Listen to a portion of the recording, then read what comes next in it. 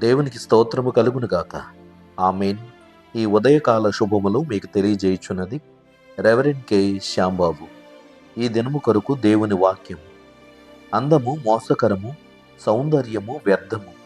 యెహోవాయందు భయభక్తులు కలిగిన స్త్రీ కొనియాడబడును. సామెతల గ్రంథము 31వ అధ్యాయము 30వ వచనము. ప్రభునందు ఆత్మీయులైన మహిళామణులందరికీ అంతర్జాతీయ మహిళా దినోత్సవ శుభాకాంక్షలు తెలియజేయుచున్నాం. జ్ఞాని అయిన సొలొమోను రచించిన గ్రంథాలలో సామెతల గ్రంథము విశేషమైనది. ఈ సామెతల్లో ఎంతో మంచి భావాలను ప్రస్ఫుటం చేస్తూ ఉంటాయి. ఇందులో ఎంతో జ్ఞానయుతమైన సంగతులు ప్రస్తావించబడ్డాయి.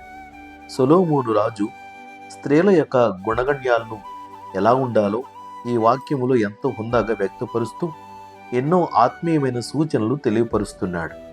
సామెతల గ్రంథం 11వ అధ్యాయము 16వ వచనం ప్రకారము నెనరు గల స్త్రీ ఘనత నొందును అని తెలియజేస్తున్నాడు. సామెతల గ్రంథం 19వ అధ్యాయము 14వ వచనములో సుబుద్ధి గల భార్య యెహోవా యొక్క దానము అని తెలియజేస్తున్నాడు. సామెతల గ్రంథం 14వ అధ్యాయం 1వ వచనములో జ్ఞానురాలు తన ఇల్లును కట్టును అని వాక్యం తెలియజేస్తున్నాడు. ఇలాగా స్త్రీల యొక్క ఔన్నత్యాన్ని గ్రహిస్తూ ఆత్మీయముగా వారిని బలపరుస్తున్న ప్రత్యేకమైన సంగతులు ఈ సామెతల గ్రంథంలో కనబడుతున్నాయి.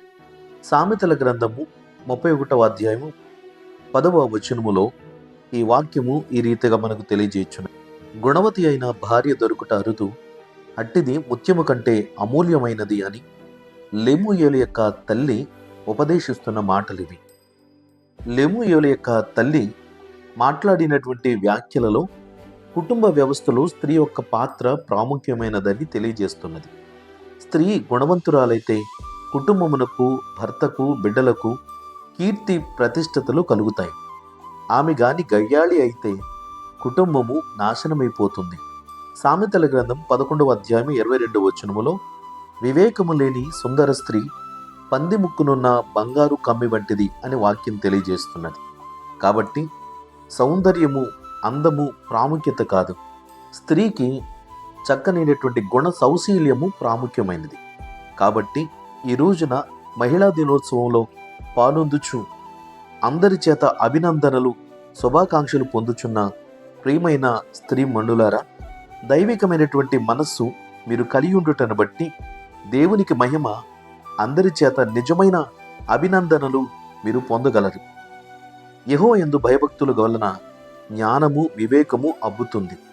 ఒక గృహిణి ఎలాగా జీవించాలో, తల్లిగా, చెల్లిగా, ఆలిగా, ఇల్లాలిగా ఏ పనిలో ఎంతటి బాధ్యతను, మర్యాదను, పరువును వారు కలిగి జీవించాలో దేవుని వాక్యము నేర్పుతున్నది.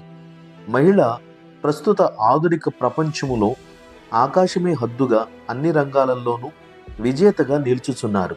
ఇది చాలా మంచి పరిణామమే, అభినందనీయమే. అయితే ఆమె భక్తిపరురాలుగా దేవుని సన్నిధిలో జీవించగలిగితే ఆమె ఇంకా ఇంకా ఘనత, గౌరవాన్ని పొందుకొని వర్ధిల్లగలదు. అట్టివారిలో లోకరక్షకుడైన యేసుక్రీస్తునకు జన్మనిచ్చిన మరియమ్మ గారున్నారు.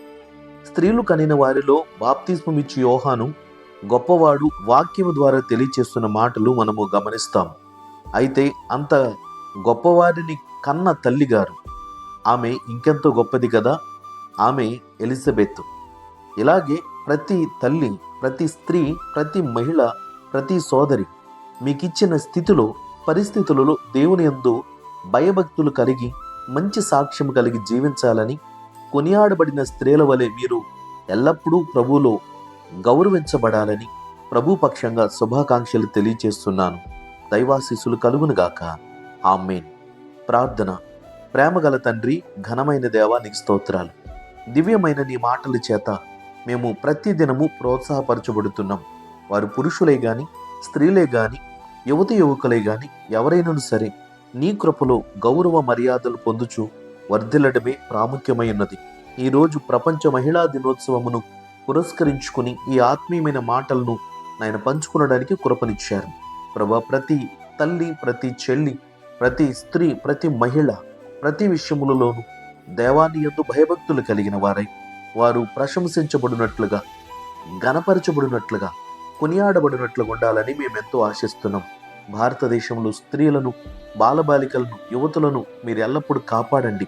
ప్రభు, వారి మీద జరుగుతున్నటువంటి ప్రతి విధమైన అసాంఘిక చర్యలు, లైంగిక దాడులు, ప్రమాదకరమైనటువంటి ప్రతి పరిస్థితుల నుంచి ఆ బిడ్డలను కాపాడమని ప్రార్థన చేస్తున్నాం. ప్రభా, నీ సన్నిధానమున ఇట్టి విషయముల్లో మా ప్రభుత్వములను, న్యాయ వ్యవస్థను, పోలీసు వ్యవస్థను, రాజకీయ వ్యవస్థలను సరిచేయమని వేడుకుంటున్నాం. ప్రభా, ఈరోజు ఇంత ఆనందముగా వీరు నీ సన్నిధిని ఆనందించే భాగ్యాన్ని నీవు కలగచేశావు. యావత్తు ప్రపంచ దేశాలలో ఎంతో మంది స్త్రీలు అగౌరవపరచబడుతున్నారు, వేదనలకు గురవుతున్నారు. ప్రభా, వారి జీవితములు నాశనపరచబడుతున్నాయి. తండ్రి, నీవే వారి జీవితములను సరిదిద్ది ఆశీర్వదించుమని వేడుకుంటున్నాం. ప్రభువా, నాయనా, నీ సహాయము సహవాసము లేనిదే ఎవరు ఏ గౌరవాన్ని పొందలేరు. నీ యందు భయభక్తులు కలిగిన స్త్రీల బలి విశ్వాసములు నీ సన్నిధిని కొనసాగుటకు ప్రతి వారికి నీ కృప దయచేయండి. ఈరోజు పనిపాటలు ప్రారంభిస్తున్న ప్రతి బిడ్డలకు నీ కృప తోడుగా ఉంచండి. ఉద్యోగాలకు వెళుతున్నారు, పనిపాటలకు వెళుతున్నారు, ప్రయాణం చేస్తున్నారు, పరీక్షలు రాస్తున్నారు, వారందరికీ నీ కృపాక్షేమమును కలిగించండి. రోగగ్రస్తులైన ప్రతి వారిని స్వస్థపరిచి కాపాడుమని యేసుక్రీస్తు వారి పరిశుద్ధ నామమున ప్రార్థన చేయుచున్నాం పరమ తండ్రి, ఆమేన్. తండ్రి, కుమారుడు, పరిశుద్ధాత్మయను త్రియేక దేవుని దీవెన ఇప్పుడు ఎల్లప్పుడూ మీకు తోడయుండునుగాక. ఆమేన్.